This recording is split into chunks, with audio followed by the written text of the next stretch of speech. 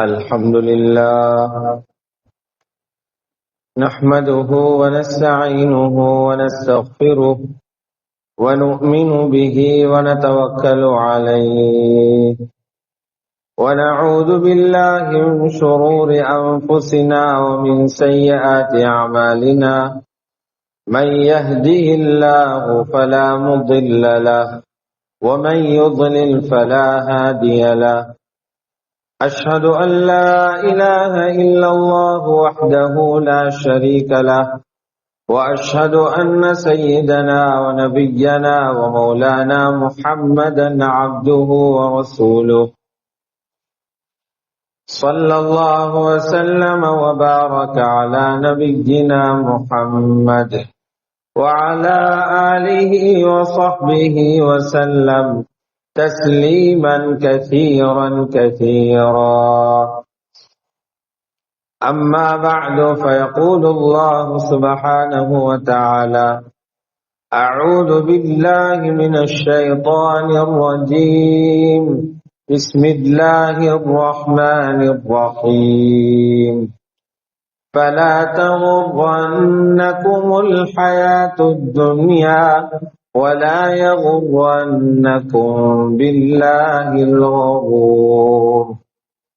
وقال الله سبحانه وتعالى: ولقد ذرأنا لجهنم كثيرا من الجن والإنس لهم قلوب لا يفقهون بها ولهم أعين لا يبصرون بها ولهم آذان لا يسمعون بها أولئك كالأنعام بل هم أضل أولئك هم الغافلون. صدق الله العظيم. وقال رسول الله صلى الله عليه وسلم: لا تكثر الضحك فإن كثرة الضحك تميت القلب. رواه الترمذي. وقال صلى الله عليه وسلم: أكثروا ذكر هادم اللذات أو كما قال رسول الله صلى الله عليه وسلم. எல்லா புகழும் புகழ்ச்சியும் அகிலத்தை படைத்து பரிபாலிக்கும் ஏகவல்லோன் அல்லாஹ் ஜல்ல ஜலாலுவுக்கு சொந்தமாகும். ஸலவாத்தும் ஸலாமும் எமது உயிரிலும் இனிய சய்யிதனா முஹம்மது ஸல்லல்லாஹு அலைஹி வஸல்லம் அன்னவர்கள் மீதும், அவர்களது குடும்பத்தார்கள், பரிசுத்த மனைவிமார்கள், உத்தம சஹாபாக்கள், தாபிஊன்கள், தபூ தாபிஈன்கள், முஃமினான ஆண்கள் பெண்கள் அனைவர்கள் மீதும் என்றென்றும் உண்டாவதாக. கண்ணியத்துக்குரிய அல்லாஹ்வுடைய நல்லடியார்களே, அல்லாஹ் சுப்ஹானஹு வ தஆலாவினால் ஏவப்பட்ட ஏவல்களை எடுத்து நடக்குமாறும், அவனால் தடுக்கப்பட்ட எல்லா விதமான பாவங்களிலிருந்தும் தவிர்ந்து விலகி நடந்து கொள்ளுமாறும் தக்வாவை கொண்டு வசியத்தை செய்து கொள்கின்றேன். அல்லாஹ்வுடைய நல்லடியார்களே, சோதனையான இந்த உலகத்திலே அல்லாஹு தஆலா கொஞ்ச காலம் எங்களை வாழ்றதுக்காக அனுப்பியிருக்கிறான். இந்த உலகம் வாழ்வதற்குரிய இடமல்ல, வாழ்க்கையை தயாரிக்கிறதுக்குரிய இடம்.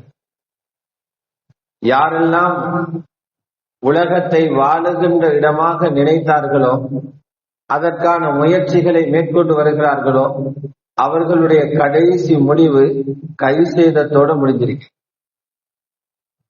யாரெல்லாம் உலகத்தை சரியாக புரிந்து கொண்டார்களோ, இந்த உலகம் மறுமையை தயாரிப்பதற்காக ஒரு தயாரிப்பு நிலமாக, தயாரிப்புக்குரிய இடமாக ரப்பு எங்களுக்கு கொடுத்திருக்கிறார் என்பதை புரிந்து உணர்ந்து செயற்படுறார்களோ, அவர்கள் துனியாவிலும் சந்தோஷமாக வாழுகிறார்கள். அவர்களுடைய மரணமும் நல்ல மரணமாக முடிவடையும். ஆகிராவிலும் மிகப்பெரிய சந்தோஷத்தோடு இருப்பார்.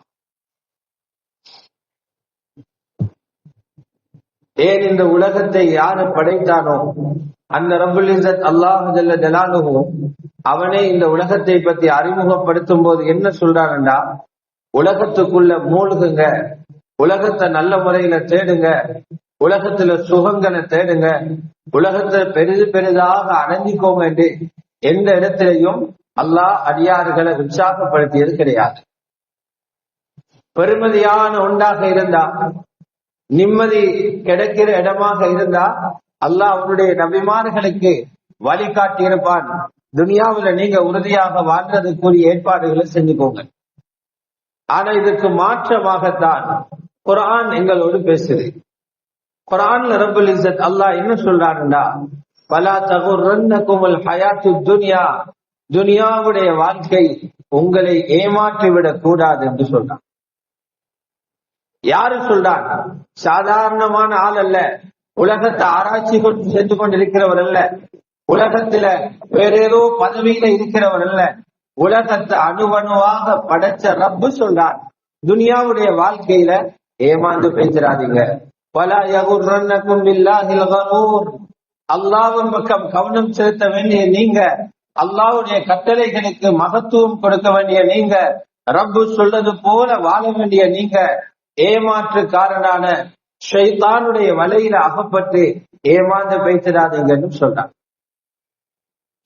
கண்ணியத்துக்குரிய அல்லாஹுடைய நல்லடியார்களே, அல்லாஹுடைய நல்லடியார்களே, ஆகவே இந்த உலகத்துல ஒரு வாழ்க்கையை தயார் செஞ்சு கொண்டு போறதுக்காக அனுப்பியிருக்கிறார். ஆனாலும் நம்முடைய நிலைமை என்ன இருக்குதுன்னா, மறுமையை பற்றி நினைப்பது குறைவே. துனியாவுடைய ஆசா பாசங்கள்ல எங்கட அதிகமான நேரங்களும் காலங்களும் முடிஞ்சு கொண்டே இருக்கு. மனிதனுக்கு மறுமையை பற்றி நினைவு வரக்கூடிய ஒரு இடம்தான் மையத்து வீடுகள். மறுமையை பற்றி நினைவு வருகின்ற இடம்தான் கஃன் துணிகளை பார்க்கிறது, ஜனாசாக்களை குளிப்பாட்டுறது, மையத்து தொழுகையில கலந்து கொள்றது, கபிரிஸ்தானத்துக்கு போறது. இந்த இடங்கள்ல கூட நாங்க எப்படி நடந்து கொள்றோம்னு பாருங்க. எங்க மக்களுடைய நிலைமை என்ன? மையத்தை விழுந்துருச்சு என்று சொன்னா ஒரு கவலை உண்டாகுது, மையத்தை தூக்கிட்டு போற நேரம் ஒரு கவலை உண்டாகுது, தொழுகிற நேரம் ஒரு கவலை உண்டாகுது, மையவாதிக்கு போற நேரம் எங்களை விட்டு முழுமையாக பிரிஞ்சு போறாரே, மண்ணால இவர் மறைக்கப்படுகிறாரே, ஒரு ஆத்திரமும் கவலையும் உண்டாகுது. ஆனால் அதே கபிரிஸ்தானத்தை விட்டு பிரிஞ்சு முழுமையாக வர்றதுக்கு முன்னால துனியாவை பத்தி பேச ஆரம்பிக்கிறார். மையவாதியிலே விளையாட்டை பத்தி பேசுறாங்க, ஸ்போர்ட்டை பத்தி கதை நடக்குது. மையவாதியிலே அரசியலை பத்தி பேச்சு போகுது, மையவாதியிலே வியாபாரத்தை பத்தி பேச்சு போகுது. எந்த அளவுக்கு ஒரு குறுகிய நேரத்தில் மரணத்தை மக்கள் மறக்கிறார். இது ஒரு சின்னொரு விஷயம் அல்ல, இது சின்னொரு மேட்டர் அல்ல. அது பொதுவாக எல்லாருக்கும் இருக்குது தானே, அப்படி என்று சொல்லி கண்ணை மூடிக்கொண்டு போற ஒரு செய்தி அல்ல இது. மூக்குக்கு மேலால பறக்கக்கூடிய ஈய போல தட்டிட்டு கழிச்சு போட்டு இருக்கிற செய்தி அல்ல. இது ஒரு பயங்கரமான நோய். இது ஈமானிய நோய், உள நோய். இந்த நோய்க்கு குர்ஆன் வச்சிருக்கிற பேர் என்ன தெரியுமா? கஃப்லத் என்ற நோய்.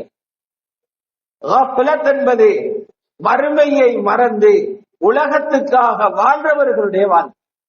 ஆகிரத்தை மறக்கக்கூடிய இந்த பயங்கரமான நோய் யாருக்கும் வந்துடவே கூடாது.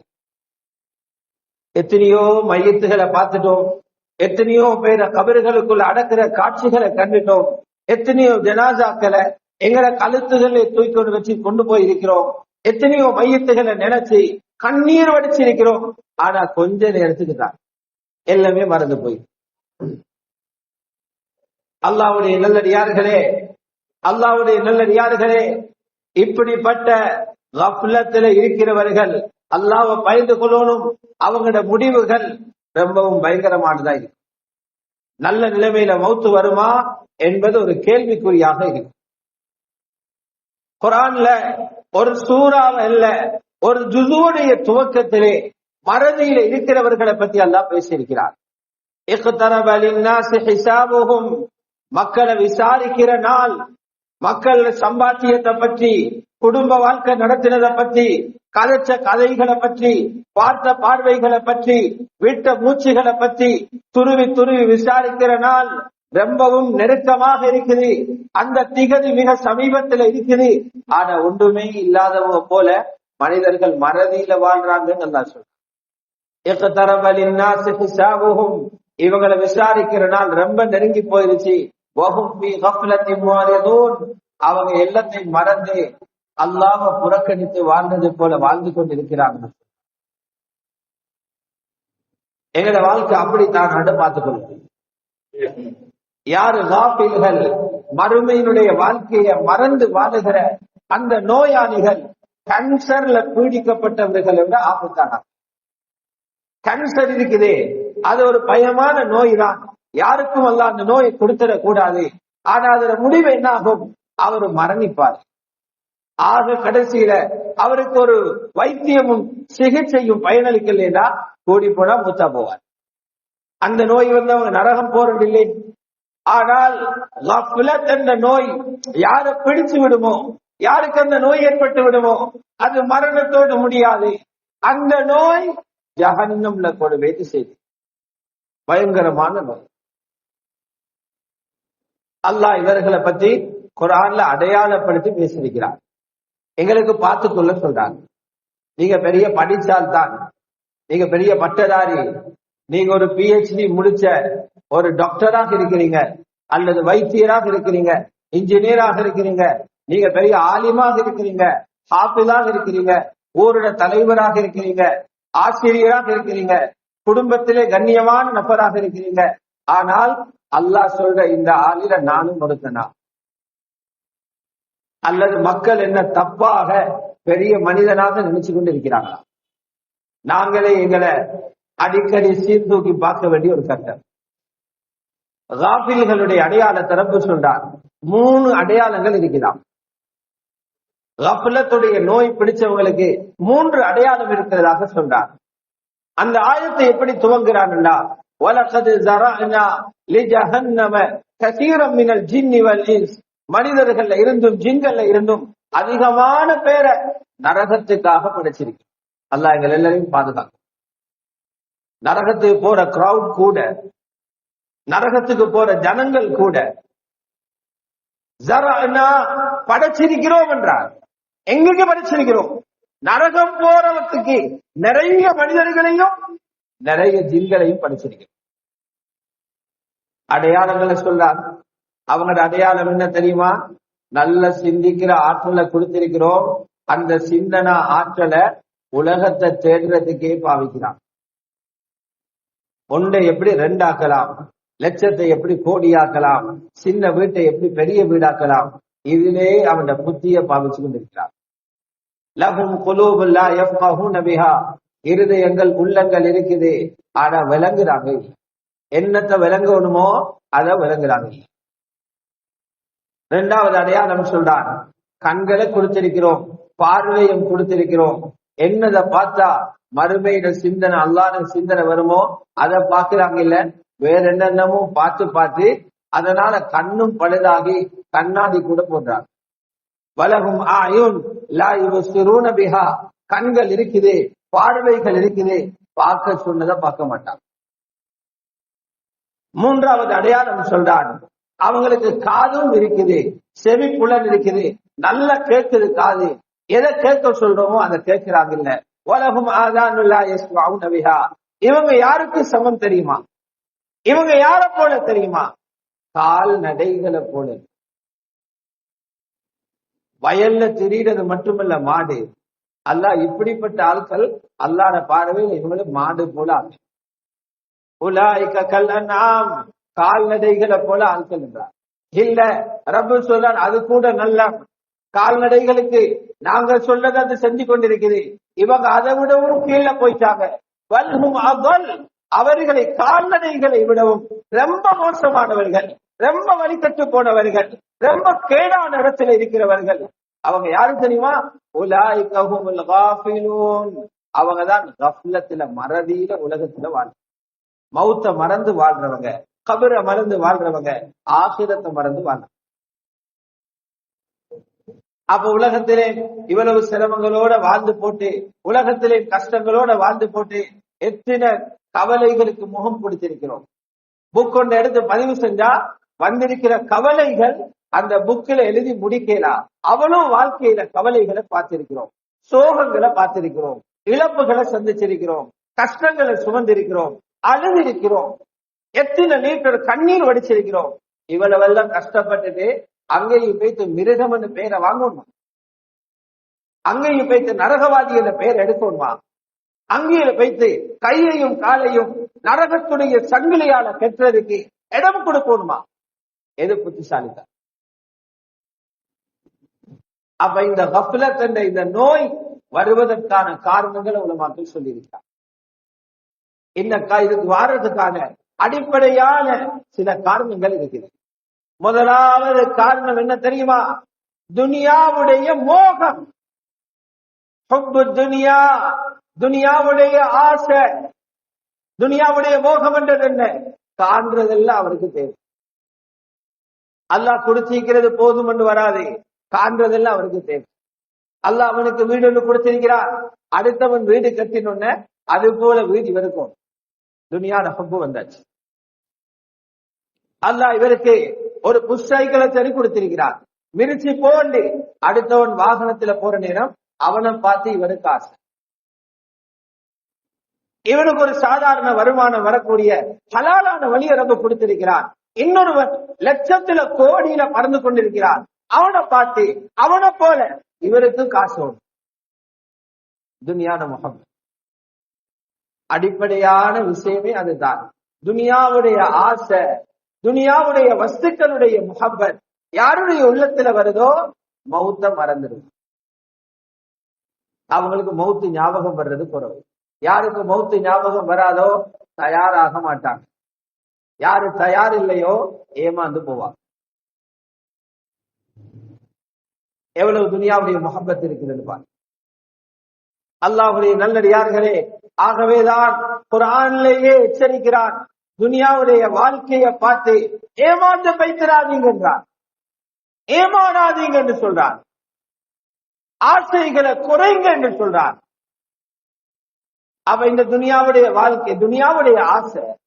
இரண்டாவது விஷயம், பெரிய திட்டங்கள். அவர் சொல்வாங்க அமல், அமலுல் ஹயாத், அமலுல் ஆயிஷ். வாழ போறதே இன்னும் ஒரு 10 வருஷம் வாழ போறாரு, அப்படின்னா ஒரு 3600 நாள் தான் வாழ போறாரு. அல்லது இன்னொரு 20 வருஷம் தான் பேலன்ஸ் இருக்குது, 7200 நாள் வாழ போறாரு. அவருடைய திட்டங்கள் இருக்குது இன்னும் ஒரு 100 வருஷம் வாழ்றது. பெரிய பிளான் அவர்கள், பெரிய பிளான் அவர்கள். இன்னொரு 1000 வருஷம் வாழ்றதுக்கு பிளான்.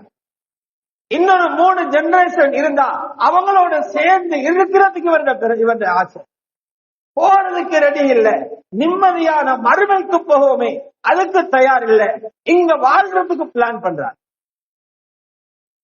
நபி அலைஹிஸ்ஸலாத்து வஸ்ஸலாம் ஒரு நாள் சஹாபாக்களுக்கு கீரியே காட்டினார். சின்ன பிள்ளைகளுக்கு கரும்பலகையில கீட்டுறது போல கீரியே காட்டினாங்க. புகாரில ரிவாயத் இருக்குது, நிலத்துல கீறினாங்க, 4 மூலையுள்ள ஒரு பொட்டி. சொன்னாங்க இதுதான் மனிதனுக்கு கொடுத்திருக்கிற வாழ்க்கை, அஜல் இதுதான், இத போர்டருங்க. பின்னால நடுவில் ஒரு கோடு போட்டாங்க, அந்த கோடு பொட்டிகளுக்கு வெளியில போகுது. சொன்னாங்க இதுதான் மனிதன் ஆசை. எவ்வளவு வாழ போறாரோ அதை விட ஆசை கூட, எவ்வளவு வாழ போறாரோ அதை விட ஆசை கூட.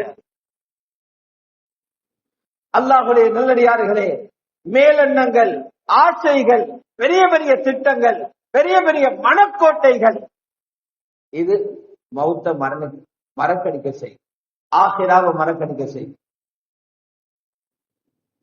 அதனால ஹஸனுல் பஸ்ரி ரஹ்மத்துல்லாஹி அலைஹி சொல்றாங்க, யாரு துனியாவை பத்தி கூடுதலாக சிந்திக்கிறாங்களோ, துனியாவுடைய மேலெண்ணங்கள் யாருக்கு வருகிறதோ அவருடைய உள்ளம் கெட்டு போய்கிறது, உள்ளம் கெட்டு போய்.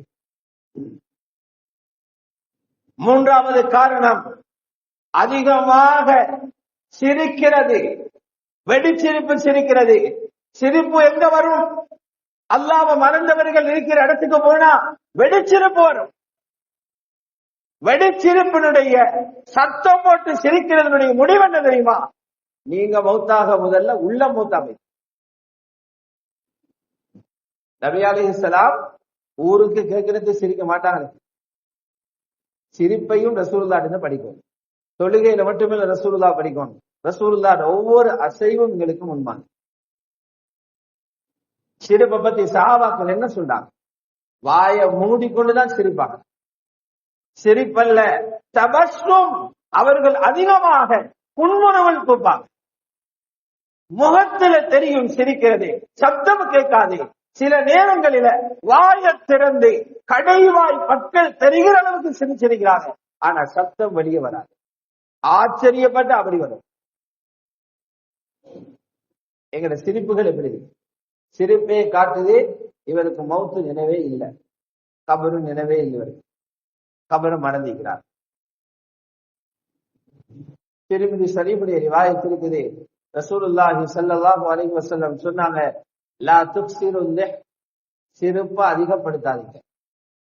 சிரிக்கிறவங்களோட மிச்சம் இருக்காதீங்க.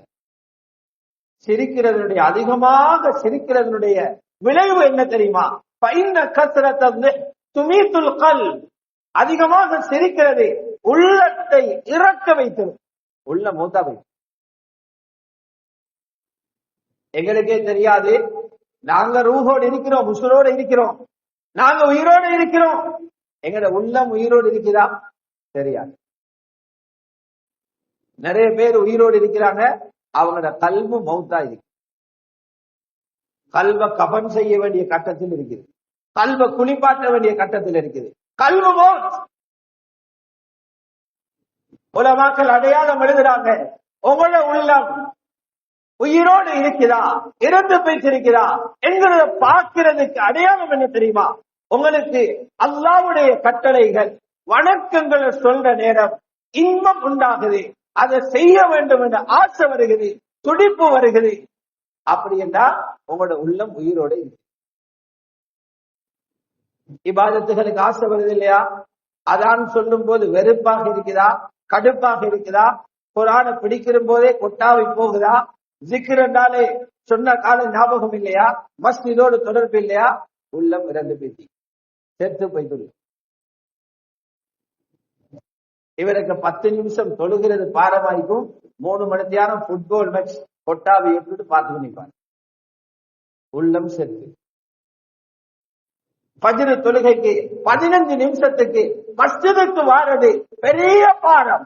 பெட்ஷீட்டை தூக்கி பக்கத்துல போட்டுட்டு பக்கத்துல இருக்கிற மஸ்ஜிதுக்கு வுது செய்து கொண்டு வர்றது மலை போல பாரம். சுபஹ் வரைக்கும் போன உணர்த்தி கொண்டு இருக்கிறார். எத்தனை வீடுகளுக்குள்ள விபச்சாரம் நடக்குது தெரியுமா? நாங்க விபச்சாரம் என்று சொல்றோம், ஒரு ஆணும் பெண்ணும் தவறாக தொடர்பு பட்டே விபச்சாரம் என்று. அது விபச்சாரத்துடைய கடைசி கட்டம்.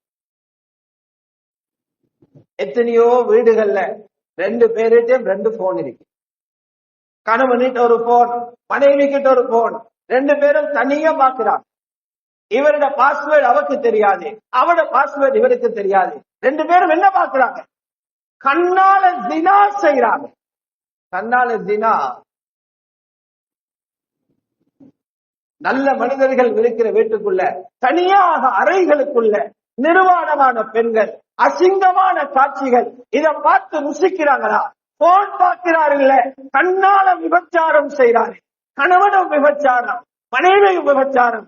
இவங்களுக்கு பிறக்கிற கொள்ளை எப்படி? நான் சொன்ன கருத்தல்ல, ரசூலுல்லாஹ் சொன்னாங்க, கண்களும் விபச்சாரம் செய்யும். கண்ணுடைய விபச்சாரம் அந்நிய பெண்ணை பார்க்கிறது. புகாரி ஷரீஃப் ரிவாயத். கண்கள் 2 ஜினா, கண்களால செய்கிற விபச்சாரம் அந்நிய பெண்களை பார்க்கிறது. உள்ளம் இறந்து போனா இதுல டேஸ்ட் வரும். சுபஹ் தொழுகிறது பாரம், ராவெல்லாம் விழிச்சிருக்கிறது இன்பம். லுஹர் தொழுகிறது பாரம், போன் பார்க்கிறது இன்பம். அசர் தொழுகிறது பாரம், சந்தியில கழிச்சு கொண்டிருக்கிறது இன்பம். மக்ரிப் தொழுகிறது பாரம், டிவி பார்க்கிறது இன்பம். இஷா தொழுகிறது பாரம், இரவையில சந்தியில இருக்கிறது சந்தோஷம். உள்ளம் இறந்திருக்கு. 1000 பயான்கள் செஞ்சாலும் கருங்கல்லுக்கு மேல தண்ணி ஊத்துறது போல ஒன்றும் உள்ளுக்கு போகாது. கல்லுக்கு மேல தண்ணி ஊத்தி என்ன பிரயோசனம் இருக்கு? அந்த கல்லுக்குள்ள என்ன போகுது? அதால் என்ன தாக்கம் வரப்போகுது? உள்ளம் இறந்திருச்சா எவ்வளவு பெரிய அல்லாஹ்வா வந்து பயான் செஞ்சாலும், யாரு வந்து பயான் செஞ்சாலும் பயான கேட்கிறது தான் கல்வுக்குள்ள இறங்காது. மௌத்த மறந்து வாழ்றதனுடைய பிரதிபலிப்பு உள்ளம் இறக்குது, அதிகம் சிரிக்கிறது. அதிகம் சிரிக்கிறவர்களோடு உட்கார்ந்து நீங்களும் சிரிக்கிறது உள்ளத்தை மௌத்தாக்க செய்யும் என்றாங்க சொல்லலாம். சரி, அப்படியே உலகத்துல வாழ்ந்துட்டு போனா என்ன? சில பேருக்கு அப்படியே இன்னும் வாழ, நாங்க அப்படித்தான் இவ்வளவு நாள் இருக்கிறோம், அடுத்த இன்னும் கொஞ்ச நாள் இருக்குது வாழ்றதுக்கு, அப்படிதான் இருக்க போறோம். நாங்க மௌத்தாக வரைக்கும் அப்படித்தான் இருப்போம். என்ன நடக்க போகுது? அதோட விளைவு என்ன? அதால எங்களுக்கு என்ன ஆபத்து வரப்போகுது?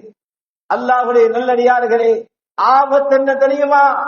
சோகப்பட போறீங்க, கை சேதப்பட போறீங்க, நாளைக்கு ஆகிரால போய்த்து விளங்க போறீங்க. உலகத்தில தந்த வாழ்க்கைய வாழல்ல என்று நடக்க போறீங்க. உலகத்துல உங்களுக்கு வாழ்க்கையை தந்தது தொழுகிறதுக்கு. நீ ஆயிரக்கணக்கான கலா தொழுகைய பட்டோலையில தூக்கிட்டு போனா நீ உலகத்துல வாழ்ந்தில்லையே. உனக்கு உலகத்துல வாழ்க்கையை தந்தது நோம்பு படிக்கிறதுக்கு. 10 வருஷம் ரமலான்ல நோம்பு இல்ல, நீ அதை தூக்கிட்டு போறாய் பட்டோலையில, நீ நோம்பு பிடிச்சில்ல, அவ நீ உலகத்துல வாழ்ந்தில்ல.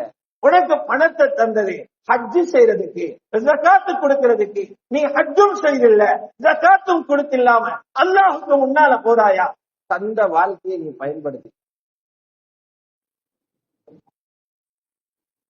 கையில கிடைச்சும் அனுபவிக்காதது போல.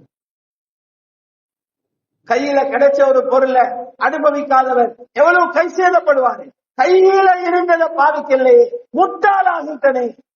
ரூஹு பிரிந்த பிறகு அல்லாஹ்விட முன்னுக்கு விசாரணை செய்யப்படும் போது அப்பதான் நினைப்பான், அடை தொழுதிருக்கொண்டே இந்த கொஞ்சம் தொழுகையா விட்ட, கொஞ்சம் சொற்பமான நாட்களுக்கு தானே தொழுக, நோம்பு பிடிச்சிருக்கணுமே, இந்த ஒரு 400-500 நாளுடைய நோம்ப விட்டு இருக்கிறனே, ஹஜ்ஜு ஒரு பிரயாணம் தானே, போகாம வந்திருக்கிறனே, முட்டாள்தனமே. அதனாலதான் ரப்பிடத்துல அவர் ஒரு ரிக்வெஸ்ட் வைப்பாரு, வேண்டுகோள் வைப்பாரு, திரும்ப ஒரு சான்ஸ் தான் உலகத்துல போயிட்டு உண்மையா வாழ்ற. அடே நீ திரும்ப வாழ்றது சந்தர்ப்பம் கேட்கிறீங்கன்னா முந்தி வாழாம தானே இருந்திருக்கிறார். இவ்வளவு நாள் வாழாம தானே இருந்திருக்கிறார். قال رب ارجعون حتى اذا جاء احدهم الموت قال رب ارجعون. அவங்கள ஒருத்தருக்கு மௌத்துடைய நேரம் வந்தா, அல்லாஹ் என்ன திருப்பி அனுப்பி துனியாவுக்கு அனுப்பி, ஏன் லஅல்லி அமலு சாலிஹன் ஃபீமா தரக், நான் விட்ட சாலிஹன் அமல்களை செஞ்சுட்டு வாரு. திரும்ப ஒரு வாழ்க்கையை கேட்கிறார். வாழ்க்கை லொஸ்டானவர் தான் திரும்ப வாழ்க்கை கேட்பாரு. அல்லாஹ் பதில் சொன்னான், நீ அங்க கேட்டாலும் இதுதான் பதில், இங்க நீ விளங்கினாலும் ஒன்றுதான் பதில். என்ன பதில் தெரியுமா? தரவே மாட்டேன். கல்லா, நடக்காது, எல்லாமே தீஞ்சி போய்கிறது. எதிர்பார்ப்போட கேட்டாரே, திரும்ப வாழ கொடுங்கண்டே, அந்த கோரிக்கை அல்லாஹ்வினால முழுமையாக நிராகரிக்கப்பட்டிருச்சு. கிடைக்கவே கிடைக்காது. கல்லா, நடக்கவே நடக்காது. எப்படி பெரிய கைசேதம் உண்டா? அல்லாஹ்வை மறந்து வாழ்ந்தவங்கள கடைசி பரிதாபமான நிலைமை. ஆகவேதான் விழிப்போட வாழணும், விழிப்போட வாழணும். அப்படி வாழ்றதுக்கு என்ன செய்யலாம்? அறிஞர்கள் எழுதுறாங்க, அடிக்கடி மௌத்த நினைவுபடுத்துங்க. யாரு துனியாவில் அதிகமாக புலங்குறீங்களோ, பணத்தோடு அதிகமாக புலங்குறீங்களோ, பிசி பிசி என்று ஓடி திரிந்தீங்களோ, ராவும் பகலும் விளங்காம பணத்தை சேர்க்கிறதுல அதுக்கு பின்னால ஓடிக்கொண்டிருக்கிறீங்களோ, வீடும் வாசலும் இன்னும் சொத்து செல்வங்களை அதிகரிப்பதிலே கண்ணும் கருத்துமாக இருக்கிறீங்களோ, எந்த நேரமும் மரணத்தை நினைவுபடுத்திக் கொண்டே இரு. ஒரு நாளைக்கு ஒரு முறை மரணத்தை நினைவுபடுத்தி போதாது, ஒரு நாளைக்கு பல தடவைகள் நினைவுபடுத்தணும். வீட்டிலிருந்து வெளியில போற நேரம் நினைங்க, என்ன கடைசி பயணமாக இருக்கலாம். அசரு தொழுகைக்கு வரும்போது நினைங்க, கடைசி அசராக இருக்கலாம். மக்ரிபுக்கு வரும்போது நினைங்க, கடைசி மக்ரிபாக இருக்கலாம். சாப்பிட கை வைக்கும் போது நினைங்க, கடைசி சாப்பாடாக இருக்கலாம். தண்ணி குடிக்கும் போது நினைங்க, கடைசி தண்ணீராக இருக்கலாம். இப்படி நினைச்சுக்கிட்டே இருந்தீங்கன்னா உலகத்தர ஆசையை ஒடுக்கிறதுக்குள்ள சிறந்த மருந்தது. அல்லாஹ் நபி ஸல்லல்லாஹு அலைஹி வஸல்லம் சொன்னாங்க, அக்ஸிரு ஸிக்ர ஹாதிமுல் லஸ்ஸாத், உலகத்துடைய இன்பங்களை கலைந்தெறியும் மரணத்தை அதிகமாக நினைங்க. பெரிய அறிஞர் 4வது கலீஃபாண்டே உலகத்தில் போற்றப்பட்ட ஒரு மகான் அநியாயம் நிறைந்திருந்த நாட்டை 1.5 வருடத்தில் நீதத்தால் நிரப்பிய மகான் உமர் இப்னு அப்துல் அசீஸ் ரஹ்மத்துல்லாஹி அலைஹி அவங்களே சொல்லுவாங்க, ஒரு நாளைக்கு எனக்கு மரணத்தை நினைக்க கிடைக்கலையா என் உள்ளம் கெட்டு போயிடுது. உமர் இப்னு அப்துல் அசீஸ் சொல்றாங்க, நாங்க யாரு? ஆகவேதான் ரசூலுல்லாஹி ஸல்லல்லாஹு அலைஹி வஸல்லம் அல்லாஹ்விடத்துல 3 விஷயத்தை கேட்டுக்கொண்டிருக்காங்க. குத்பாவில கொஞ்சம் விழிச்சிருந்து இந்த 3 விஷயத்தையாவது வீட்டுல போயிட்டு சொல்லுங்க. அமானிதமாக கைப்பிடிச்சிருக்கிற மனைவிய அநியாயம் செஞ்சு கொண்டிருக்கிறாங்க நிறைய பேரு. இந்த விடயங்களையாவது போயிட்டு சொல்லுங்க. 3 விஷயங்களை ரசூலுல்லாஹ் கேட்டுக்கொண்டிருந்தாங்க. முதலாவது கேட்டாங்க, யா அல்லாஹ், என் வாழ்நாளில் கடைசியான நாட்களை ரொம்ப சிறப்பான நாளாக. வாழ்நாளுடைய கடைசி நாள் எது தெரியா? கடைசி நாட்கள் எது என்று தெரியா? எந்த மாதத்துல மௌத்தாக போறோம் என்று தெரியா? எத்தனை நாட்கள்ல மௌத்தாக போறோம் தெரியா? உனக்கு தெரியும். கடைசி என்பது வரும்போது அதை சிறப்பான காலமாக, தொழுகை இல்லாம வட்டியில கைய போட்டுக்கொண்டே அந்நிய பெண்களோட தொடர்பட்டு கொண்டே பாவம் செஞ்சு கொண்டு இருந்துட்டு திடீரென்று என்ன பிடிச்சிடாம கடைசி காலத்துல திருத்தீரியா அல்லாஹ், இஜ்அல் கைர உம்ரி ஆகிரா, என் வாழ்க்கையில கடைசி சிறப்பாக்கணும். 2வது கேட்டாங்க, கடைசியாக பேசுற பேச்சும் கடைசியாக செய்யற செயல்களும் உனக்கு ரொம்ப திருப்தியான பேச்சையும் செயலையும் நாங்க செய்யும், அதுக்கும் சந்தர்ப்பம் தான். 3வது கேட்டாங்க ரசூலுல்லாஹ், உலகத்திலே எங்களுக்கு ரம்மியமான சிறப்பான நாளாக அமையணும் ஒன்ன சந்திக்கிற வரணும். திருமணம் முடிக்கிற நாள் அல்ல, கடை துறக்கிற நாள் அல்ல, ஜாப் கிடைச்ச நாள் அல்ல, எங்களுக்கு உலகத்தில் ஆக சிறந்த நாள் உன்னை சந்திக்கிற மௌத்தாகிற நாளாக இருக்கும். அல்லாஹும்ம ஜஅல் கைர உம்ரி ஆகிரா வ கைர அமலி ഖവാതിமா வஜஅல் கைர அய்யாமி யௌம அல்காக். இந்த துஆவில ஸல்லல்லாஹு அலைஹி வஸல்லம் 3 விஷயத்தை கேட்டார். அல்லாஹ் 3 பாக்கியத்தை கொடுத்தார். இந்த சஃபருடைய மாதத்தில தான் கடைசி கட்டத்தில ரசூலுல்லாஹ்வுக்கு நோய் ஏற்பட்டுச்சு. 13 நாட்களுடைய நோய். அந்த நோயிலே எப்படி இருந்தாங்க ரசூலுல்லாஹ்? சொர்க்கவாதி, ஆக உயர்ந்த சொர்க்கத்தில் இருக்கும் நபி, அல்லாஹ்வுக்கு ரொம்ப விருப்பமானவர், பட்டோலையில பாவமே இல்லாத ரசூலுல்லாஹ் எப்படி இருக்கிறாங்க தெரியுமா? அவங்களோட உள்ளத்தை போல வேற யாரோட உள்ளமும் சுத்தம் இல்லை. அவ்வளவு துப்பரவு, அவ்வளவு வெண்மை, அவ்வளவு வெளிச்சம் அந்த ரசூலுல்லாஹ். இந்த 13 நாட்களையும் ஆயிஷா தண்ணி கொடுவாங்கன்னுவாங்க, தண்ணி கொண்டு வாரத்துக்கு இடையில 2-3 தடவை மயங்கி விடுவாங்க. அந்த நேரத்திலையும் வுது செய்து கொண்டே 2 பேருடைய கழுத்துல கைய போட்டு காலை இழுத்து கொண்டு போயிட்டு மஸ்ஜிதுல தொழுதுட்டு தான் வரும். வீட்டுல தொழல ரசூலுல்லாஹ், தொழுத பள்ளியில. பாவம் இல்லாத ரசூலுல்லாஹ். அந்த நேரத்திலையும் தீனுடைய வழிகாட்டல்களை கொடுத்து கொண்டிருந்தான். சஹாபாக்களுக்கு வர சொன்னாங்க, உங்களுக்கு நான் எனக்கு பின்னாலே பிரச்சனை இல்லாம வாழ்றதுக்குரிய வழிகளை காட்டி கொடுக்கிறேன் வாங்க என்று சொன்னாங்க. ஜமாத்துகளை தயார் செஞ்சாங்க. அல்லாஹ்வுடைய பாதையில போற ஜமாத்தை தயார் செய்து அமீர் போட்டு ரூட் கொடுத்து இந்த வழிகளால போங்க என்று வழிகாட்டியும் கொடுத்தாங்க. குத்துபாவும் செஞ்சாங்க நோயோட.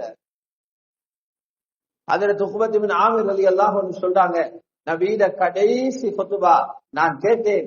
அந்த குத்துபால சொன்னாங்க, உங்களுக்கு நீங்கள் எல்லாம் இந்த தீனை விட்டுட்டு போய்விடுவீங்கன்னு நான் பயப்படல, என்ன தீனை விட்டுட்டு முர்த்தத்தாகி போய்விடுவீங்க என்று சஹாபாக்களாக உங்களை பார்த்து நான் பயப்படல. நான் பயப்படுறேன் துனியாவுடைய வஸ்துக்களும் பட்டம் பதவிகளும் விசாலமா கையில கிடைச்சிடுமோன்னு பயப்படுறேன். அது ரொம்ப பெரிய ஆபத்துல விட்டு